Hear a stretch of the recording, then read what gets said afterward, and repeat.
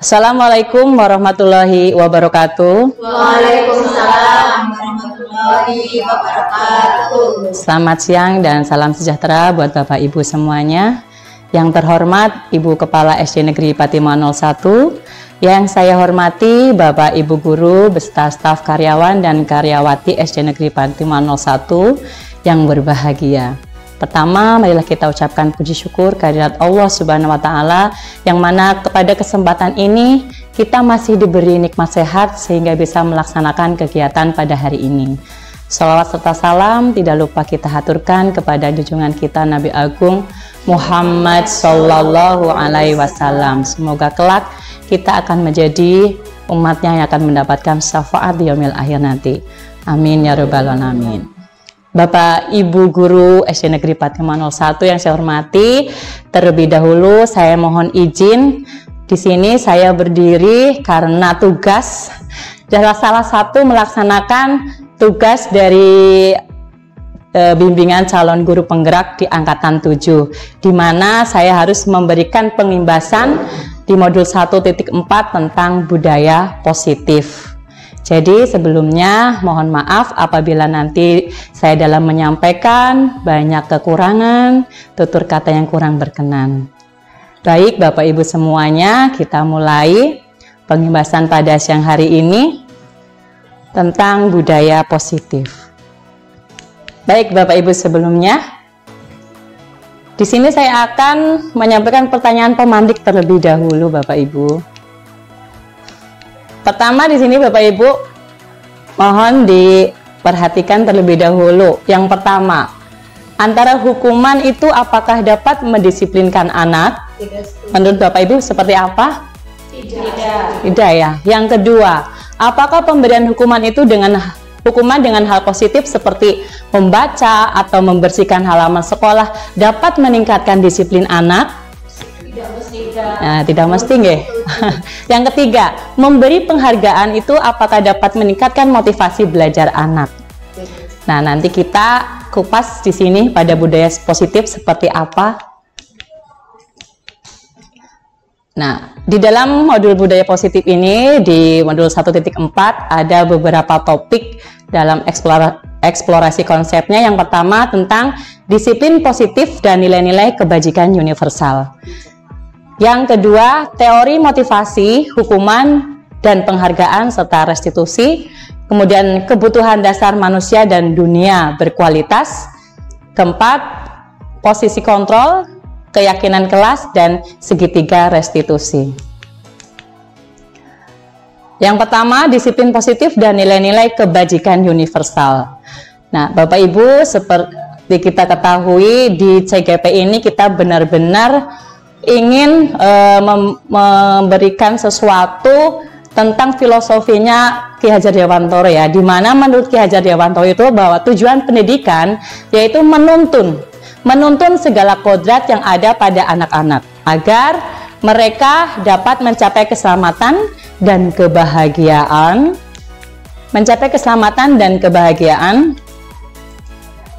yang setinggi-tingginya baik sebagai manusia maupun sebagai anggota masyarakat. Nah, oleh sebab itu pendidik itu hanya dapat menuntun tumbuh atau hidupnya kekuatan kodrat yang dimiliki oleh anak-anak ya, agar dapat memperbaiki lakunya, bukan dasarnya hidup dan tumbuhnya kekuatan kodrat anak, di mana anak-anak itu memiliki potensi masing-masing ya, sesuai dengan bakatnya masing-masing, dan kita harus mampu menggali kodrat alam maupun kodrat alam yang dimiliki oleh anak-anak tersebut.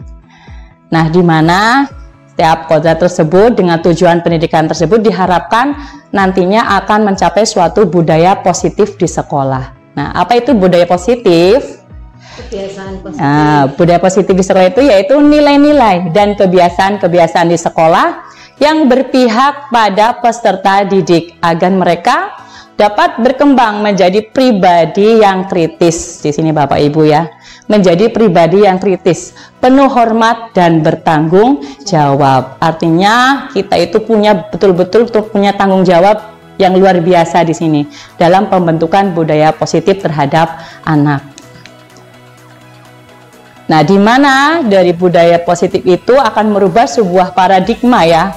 Pertama, untuk membangun budaya yang positif, sekolah itu perlu menyediakan lingkungan yang positif, aman dan nyaman agar murid-murid mampu berpikir, bertindak, dan mencipta dengan merdeka, mandiri, dan bertanggung jawab.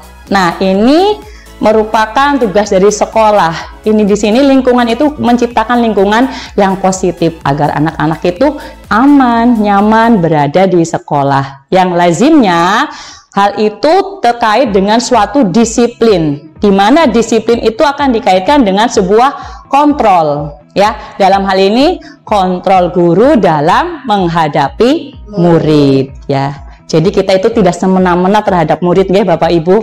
Ada kontrol-kontrol tertentu yang harus kita berikan kepada anak-anak. Nah, Bapak Ibu semuanya yang saya hormati, di sini ada sebuah contoh suatu kegiatan dengan cobalah buka ya.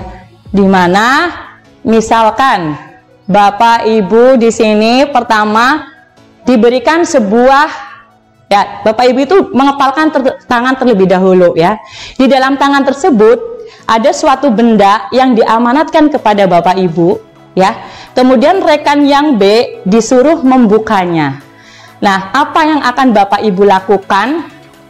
Apakah Anda itu atau Bapak Ibu itu akan membuka kepalan tangan Bapak Ibu? Tidak. Tidak. Mengapa alasannya?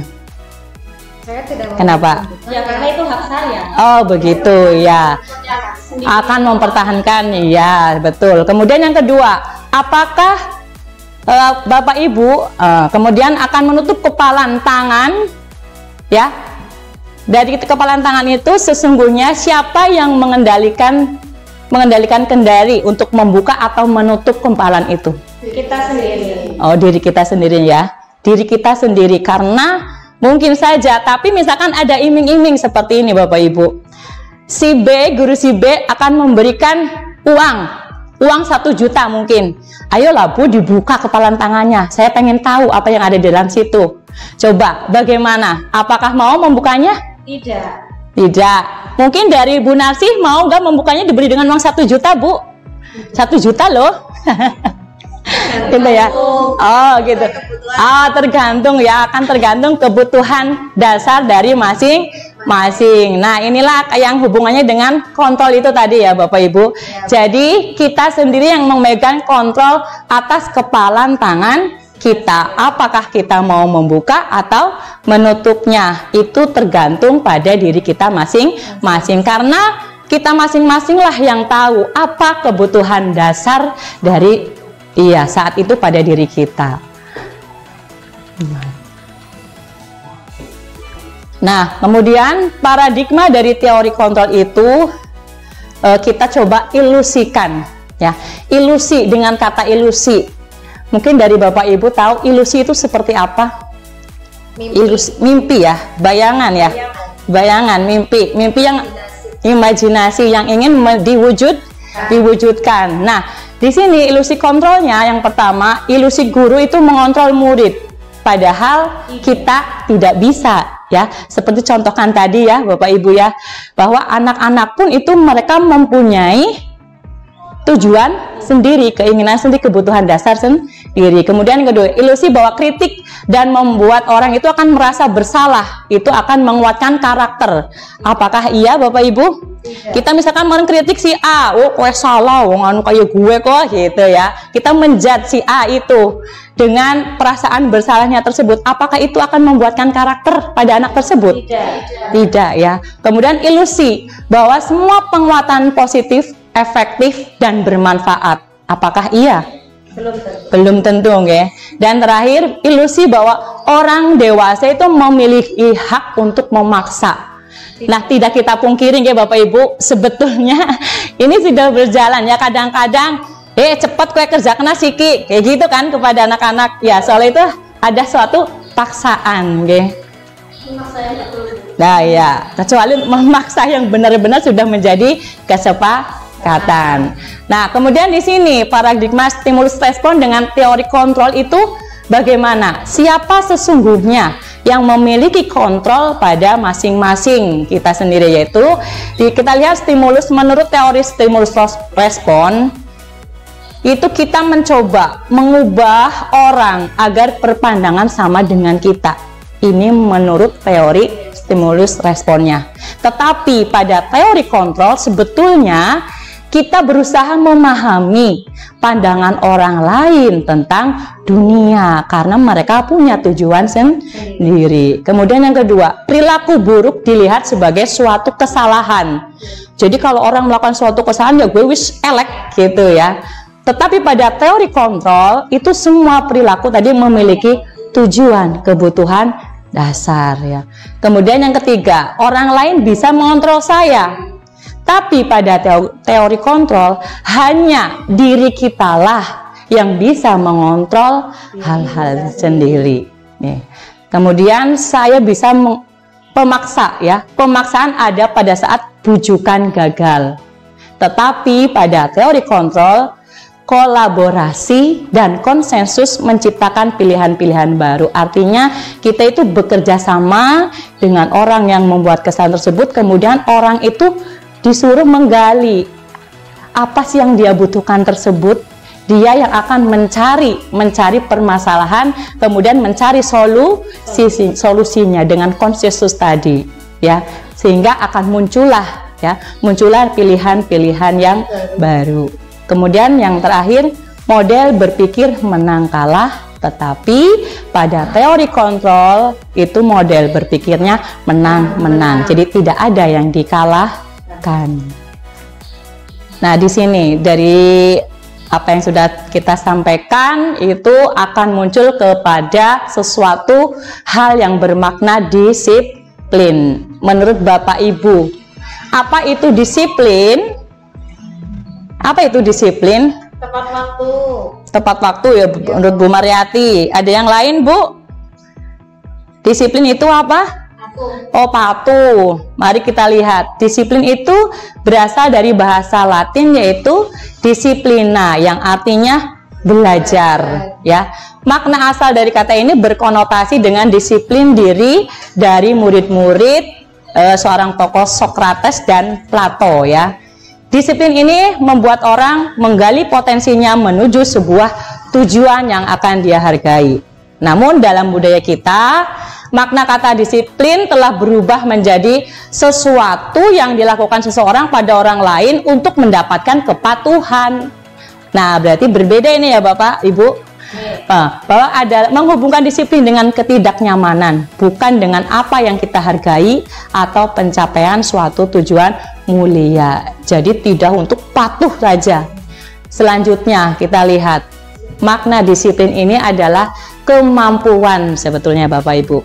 Kemampuan memerintah diri sendiri dalam mengontrol dan menguasai diri untuk memilih tindakan, ya. Tindakan di sini mengacu pada nilai-nilai yang kita hargai dengan penuh rasa tanggung jawab tanpa terperintah oleh orang lain. Nah, di sini kata kuncinya Bapak Ibu, tanpa terperintah oleh orang lain, artinya akan muncul dalam dirinya sendiri tanpa ada paksaan, tanpa ada iming-iming yang lain. Inilah kata disiplin. Nah, Dari disiplin tersebut nantinya kita akan mencapai suatu nilai-nilai kebajikan. Nilai kebajikan seperti apa? Saat ini dari kurikulum Merdeka ini dikembangkan bahwa kita, ya, setiap anak Indonesia disuruh menjadi suatu profil pelajar Pancasila. Ada berapa nilai Bapak Ibu? 6. 6. Yang pertama ada beriman, bertakwa kepada Tuhan Yang Maha Esa dan berakhlak mulia. Kemudian mandiri, bernalar kritis, berkebinekaan global, bergotong royong, dan kreatif. Inilah tugas berat kita Bapak Ibu semua, ya, tugas bersama untuk mewujudkan profil pelajar Pancasila.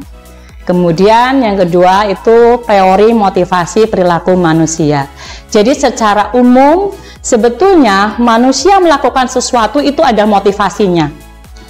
Biasanya ada 3 motivasi manusia di dunia ini yang berlaku. Nanti akan kita lihat. Pertama, untuk menghindari ketidaknyamanan atau hukuman, yaitu apa yang akan terjadi apabila saya tidak melakukannya.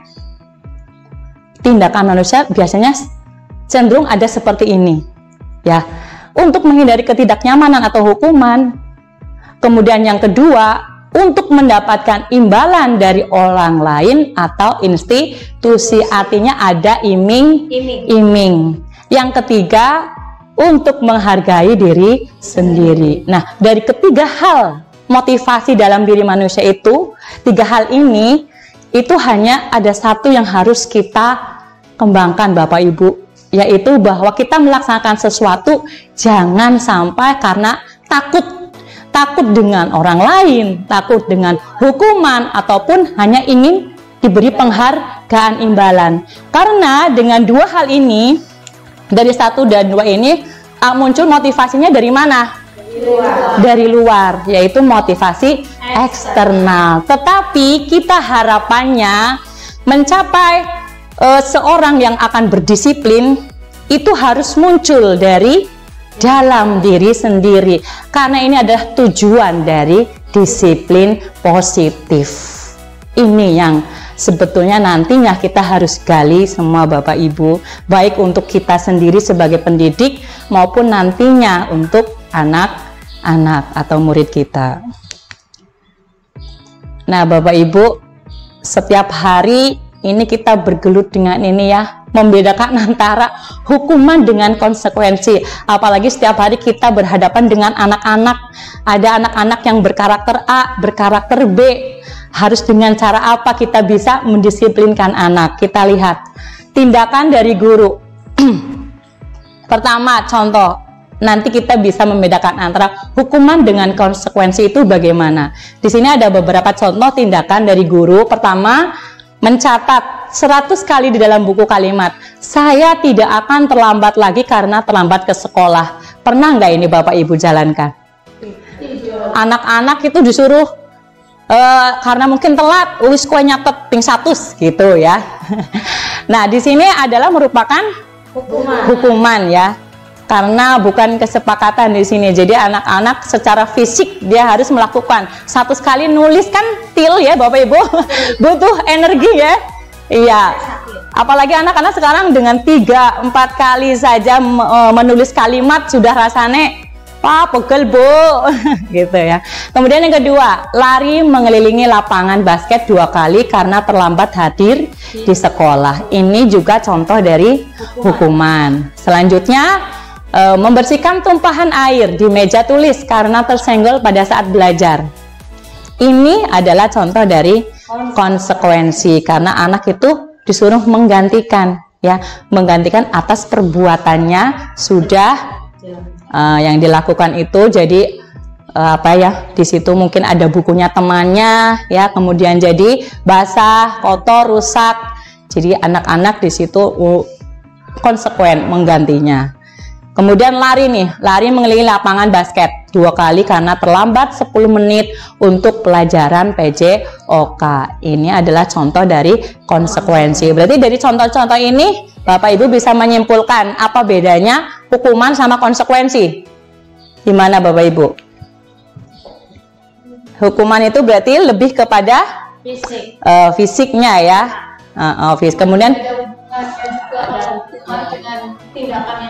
oke, betul sekali. Terima kasih Bu Erna atas penjelasannya ya. Jadi tidak ada hubungannya dengan apa yang dia lakukan ya, dengan dengan kesalahan yang dia lakukan itu.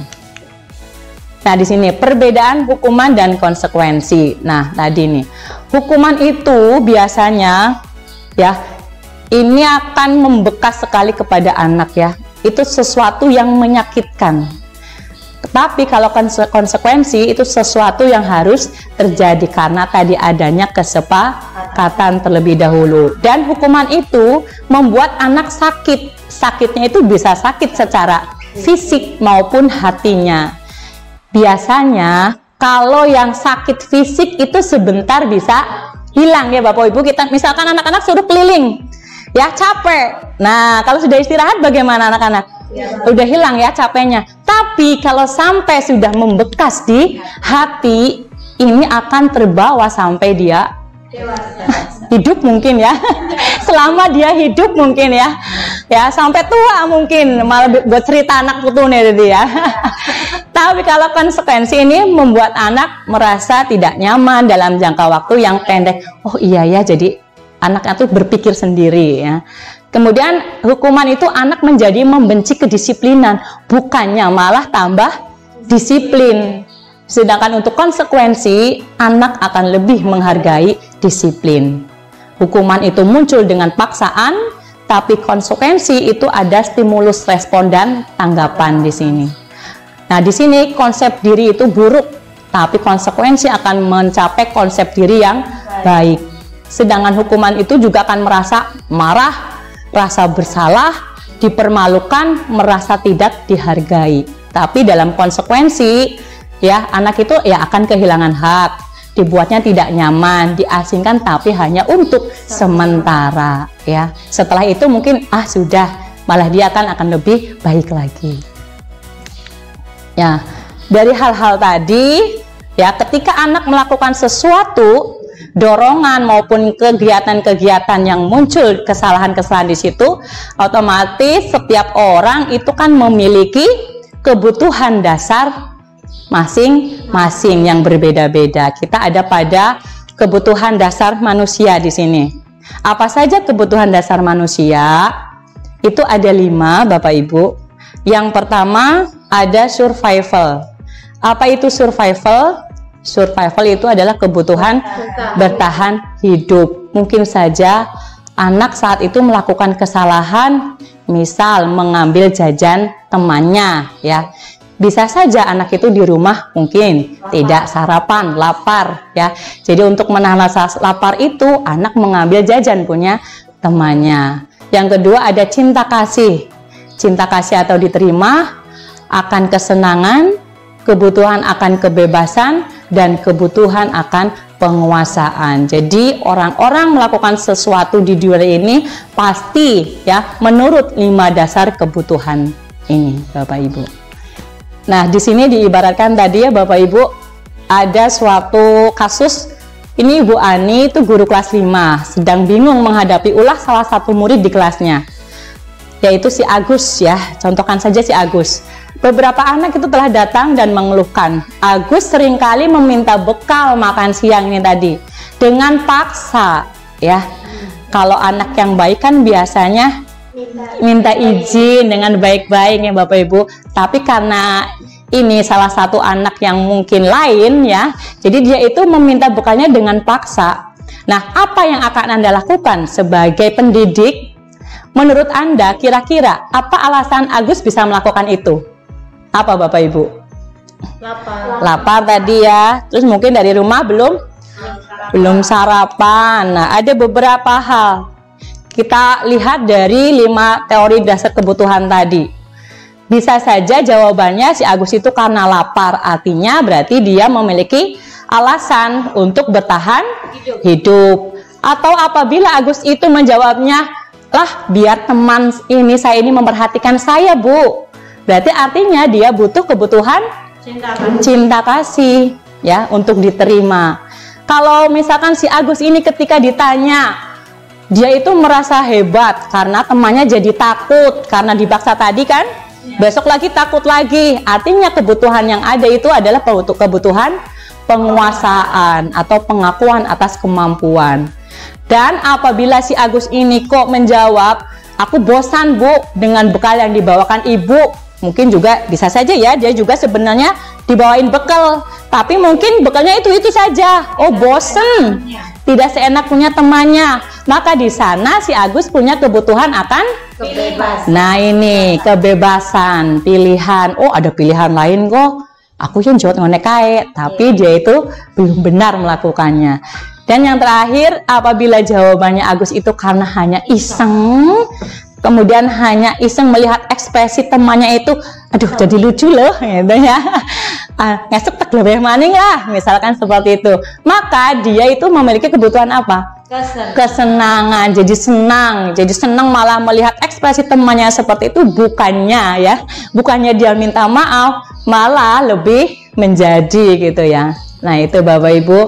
Nah artinya ketika ada berbagai hal kasus tersebut, maka kita jangan langsung menjudge anak bahwa itu tidak benar. Kita harus bisa memposisikan diri ya. Inilah nantinya kita harus tahu dari restitusi 5 posisi kontrol. Nah, apa itu saja 5 posisi kontrol? Yang pertama ada posisi kontrol sebagai penghukum. Tidak saya pungkiri Bapak Ibu, selama saya menjadi guru, saya pernah melakukan ini.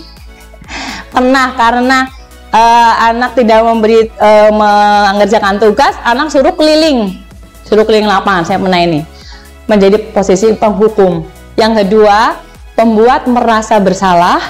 Ketiga, teman. Keempat, pemantau. Dan kelima, manajer. Dari kelima posisi kontrol ini, yang terbaik sebagai kontrol puncak itu sebenarnya kita harus melaksanakan posisi sebagai manajer.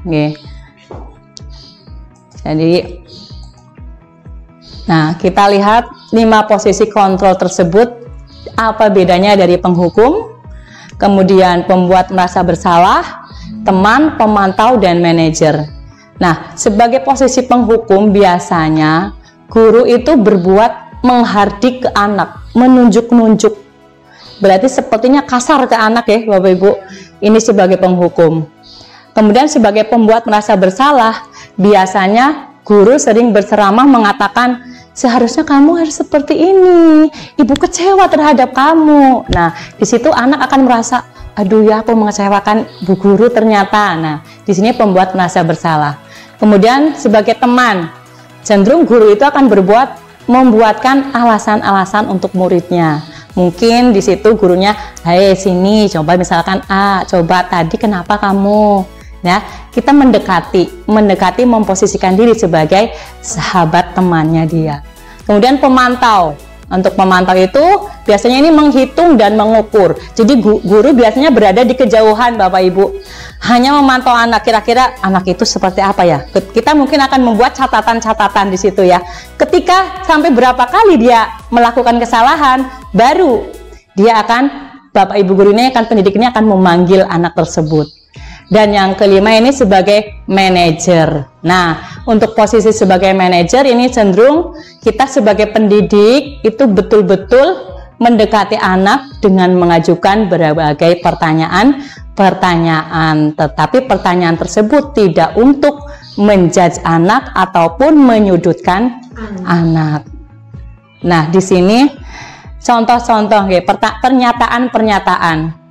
Ya, pernyataan-pernyataan, misalkan yang pertama, saya kecewa sekali dengan kamu. Nah, itu siapa yang mengatakan? Itu pembuat orang yang merasa bersalah. Jadi kontrol dari pembuat orang merasa bersalah tadi. Kemudian kalau ada pernyataan, kamu tidak benar melakukan itu, berarti itu sebagai penghukum. Kalau ada pernyataan, ayolah lakukan demi ibu atau bapak, maka di sini dia berperan sebagai teman. Kalau ada pernyataan, apakah kamu mau mendapatkan stiker bintang hari ini? Nah, dia berperan sebagai pemantau. Dan jika di sini bagaimana kamu bisa menyelesaikan masalah ini, berarti anak dituntut untuk menemukan masalahnya, maka dia berposisi sebagai manajer. Sedangkan yang terakhir ini sama ya, penghukum, maka selalu yang kamu ya selalu paling terakhir gitu ya. Biasanya akan muncul kata-katanya itu agak dipertegas ya Bapak Ibu. Itu sebagai penghukum. Baik Bapak Ibu, di sini digambarkan sebuah lingkaran ya, ada dari di lingkaran kecil sampai lingkaran besar. Apa arti lingkaran ini? Sebetulnya untuk menciptakan suatu budaya positif, lingkup dari yang terkecilnya itu ada pada kelas ya. Ada pada kelas masing-masing. Dari setiap satu kelas jika di situ dibuat suatu peraturan kelas, kelas akan menciptakan suatu keyakinan kelas.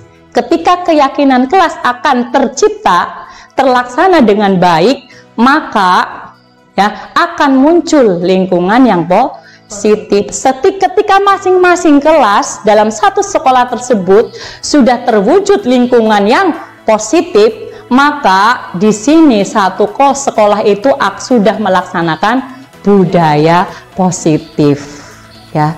Jadi intinya itu kita ini berada di sini Bapak Ibu, di peraturan kelas masing-masing. Kita berusaha sebagai pendidik ya kepada anak-anak, ayo kita sepakati nak, apa yang seharusnya kita lakukan, apa yang kalian harapkan mungkin di kelas tersebut, sehingga menjadi sebuah keyakinan kelas yang akan memunculkan kebiasaan-kebiasaan yang baik di sini, sehingga terwujudlah budaya positif dalam satu lingkungan sekolah tersebut.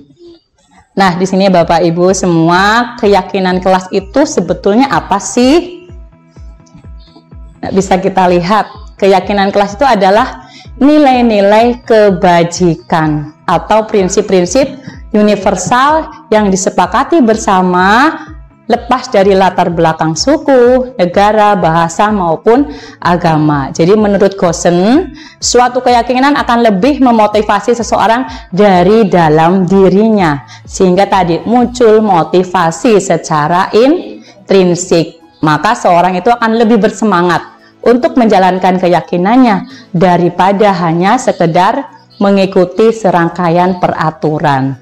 Jadi percuma ya Bapak Ibu, peraturan dibikin tetapi di situ hanya yang melaksanakan itu terpaksa ya. Maka mungkin hanya sewaktu itu saja anak-anak itu akan mengikutinya jika secara eksternal. Tapi kalau dalam dirinya sudah tercipta ya, maka insya Allah keyakinan kelas tersebut akan berjalan selama anak tersebut berada di lingkungan sekolah tersebut. Nah, pembentukan keyakinan kelas, nih di sini keyakinan kelas itu masih bersifat abstrak daripada peraturan yang lebih rinci dan konkret. Keyakinan kelas berupa pernyataan-pernyataan yang universal.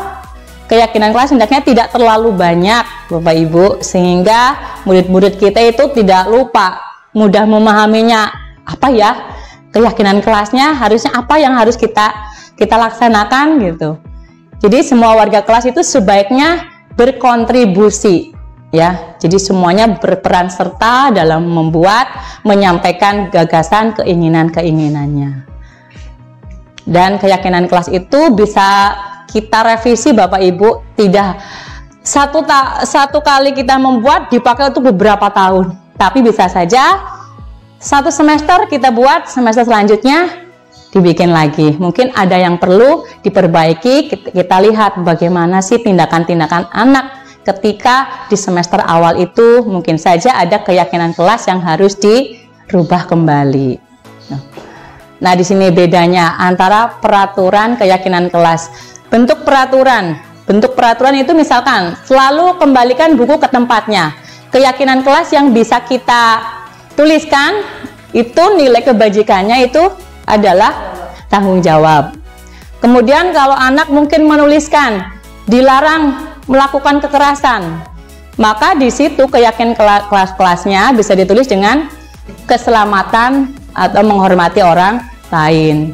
Dan mungkin ketika anak-anak menuliskan peraturannya gunakan masker, Maka nilai kebajikan yang muncul itu adalah kesehatan dan keselamatan. Dan ketika ini ada muncul jangan berlari di kelas atau koridor, maka keyakinan kelas atau nilai kebajikan yang bisa dituliskan adalah keselamatan dan keamanan. Nah, ini Bapak Ibu, saya sudah mulai menerapkan, jujur saja sebelum saya mengikuti guru penggerak ya, saya belum pernah membuat keyakinan kelas Bapak Ibu. Kemarin waktu semester 2 awal saya mulai menerapkan, membuat kesepakatan kelas dan anak-anak disuruh menuliskan apa harapan-harapan mereka di dalam sticky note ya, kemudian dipajang di papan yang sudah disediakan. Nah, itu bentuknya.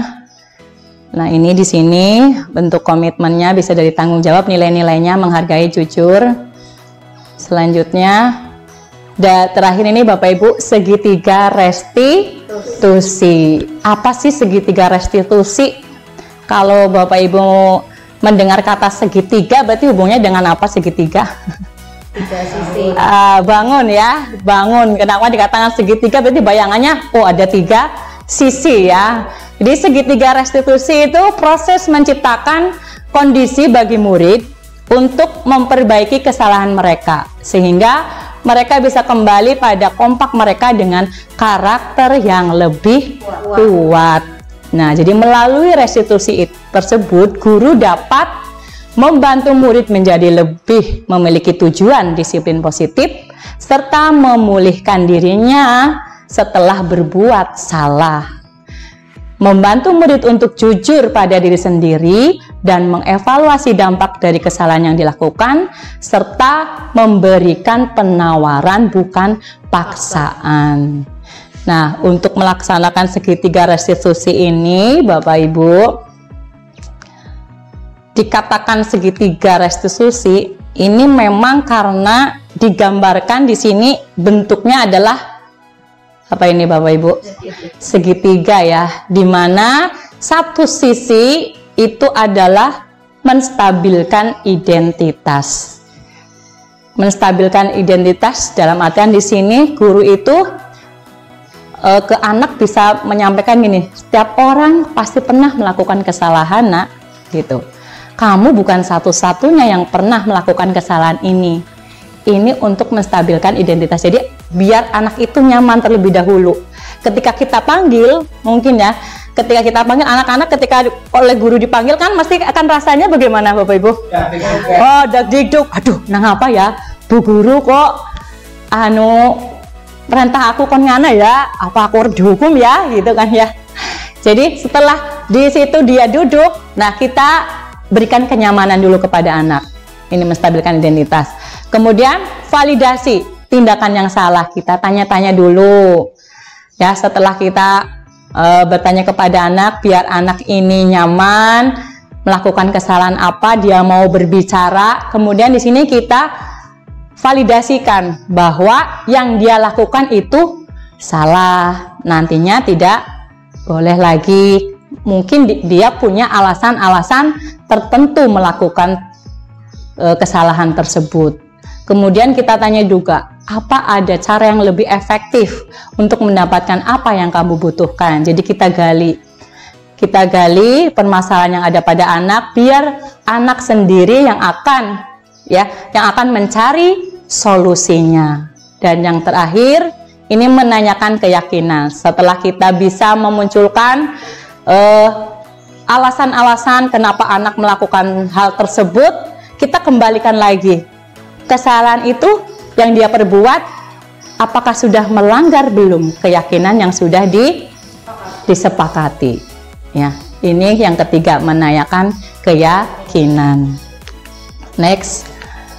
Nah, tahapan-tahapannya Bapak Ibu, ketika kita melaksanakan segitiga restitusi, bisa kita lakukan dengan hal-hal berikut supaya anak itu tidak takut. Kita bisa melakukan kata-kata ini, berbuat salah itu tidak apa-apa loh nak, tidak ada manusia yang sempurna, ibu, bapak juga pernah loh melakukan kesalahan itu, gitu. Jadi biar anak itu merasa, oh bongbong disit, yeah. Dan sampai ke mungkin ini di sini, kamu berhak kok merasa begitu, tapi kita juga tidak di situ tidak langsung berhak merasa begitu. Kalau anak itu salah ya kita tidak, bukannya membenarkan ya, membenarkan bahwa anak itu melakukan kesalahan itu benar. Nah, kita lanjut ke tahap kedua, yaitu validasi tindakan yang salah. Ketika sudah digali tadi, anak mulai muncul apa yang dia lakukan itu, kemudian alasan-alasannya sudah muncul, kita validasi. Nah, harusnya kamu bisa melakukan yang lebih baik lagi, atau kamu bisa melakukan yang lebih buruk dari ini ya. Kamu pasti punya alasan loh. Kamu patut bangga pada dirimu sendiri karena kamu telah melindungi sesuatu yang penting buatmu. Dan yang terakhir, kita kembalikan anak itu kepada keyakinan kelas yang sudah disepakati, supaya anak berpikir lagi, oh iya ya, ternyata ini sudah melanggar keyakinan yang sudah disepakati. Nantinya kamu bayangkan ketika kelas kita baik, nantinya akan berdampak kepada siapa gitu ya. Kemudian nantinya akan seperti apa? Itu menanyakan keyakinan. Nah, di sini saya pernah memanggil seorang anak yang ketika upacara memang tidak melaksanakan peraturan sekolah, dia tidak melengkapi seragamnya. Nah, kebetulan di sekolah ini kan ketika upacara harus berpakaian lengkap ya, dari topi, dasi, sepatu. Karena anak ini tidak melanggar ya, tidak lengkap dalam berpakaian, maka kita panggil anak ini dalam suatu ruangan. Memang saya masukkan ke ruang perpustakaan ini di sini, menanya kepada anak tersebut kenapa kok tidak melengkapi ya seragamnya ya. Anak ini berbicara, oh lupa. Dari lupa itu kan kita kena lupa. Kalau lupa harusnya berarti sebelum hari Senin kamu ingat-ingat nih, besok di hari Minggunya harus mempersiapkan perlengkapan sekolahnya dengan baik ya. Ini contohnya Bapak Ibu. Jadi sekali lagi, kita tidak boleh menghakimi anak-anak saat itu ketika anak itu berbuat kesalahan. Kita cari dulu, kita gali dulu sesuai dengan segitiga restitusi tadi. Semoga kita bisa melaksanakan Bapak Ibu dari tahapan-tahapan, 3 tahapan segitiga restitusi tersebut, sehingga muncullah menjadi suatu kebudayaan, kebiasaan-kebiasaan yang baik yang akan muncul menjadi budaya positif di sekolah. Demikian Bapak Ibu yang saya hormati, pemaparan dari saya, mungkin banyak kekurangan. Sebelum saya tutup, mungkin ada sesuatu yang masih mengganjal di hati Bapak Ibu yang perlu ditanyakan, dipersilahkan. Oh iya, baik Bu Kianti, silahkan. Terima kasih Bu Ratna. Saya ingin bertanya, bagaimana tips atau kiat-kiat untuk memunculkan atau menerapkan budaya positif di sekolah? Oh, baik, terima kasih untuk pertanyaannya. Budaya positif di sekolah, bagaimana kiat-kiatnya agar bisa melaksanakannya? Mungkin kita kembali lagi tadi ya ke Bapak Ibu dengan teori segitiga restitusi tadi. Kita bisa memanggil anak ya, memanggil anak dengan penuh kasih sayang. Kita ke anak itu dengan pendekatan yang baik. Kita gali, kita munculkan sebenarnya dia berbuat seperti itu kenapa sih ya? Apakah ada tujuan-tujuan dasarnya apa? Kita kembalikan di situ. Ya. Yang dia butuhkan itu sebetulnya apa? Ya. Dan mudah-mudahan nantinya ketika kita sudah tahu, oh akar permasalahannya sebenarnya yaitu butuh kebutuhan dasar yang tadi mungkin akan kasih sayang atau mungkin akan adanya penguasaan. Jadi kita bisa mencari dari situ dengan cara pendekatan kepada anak ya, terapkan segitiga restitusi tadi ya, validasi, kemudian pertama tadi stabilkan identitas dan melaksanakan keyakinan, fasilitasi tindakan dan melaksanakan keyakinan kelas. Mungkin itu saja. Mungkin ada tambahan dari Bapak Ibu. Terima kasih Bu Oke, terima kasih atas waktunya dari Bapak Ibu semuanya. Mohon maaf atas segala kekurangan saya. Terima kasih atas waktunya. Wassalamualaikum warahmatullahi wabarakatuh. Waalaikumsalam warahmatullahi wabarakatuh.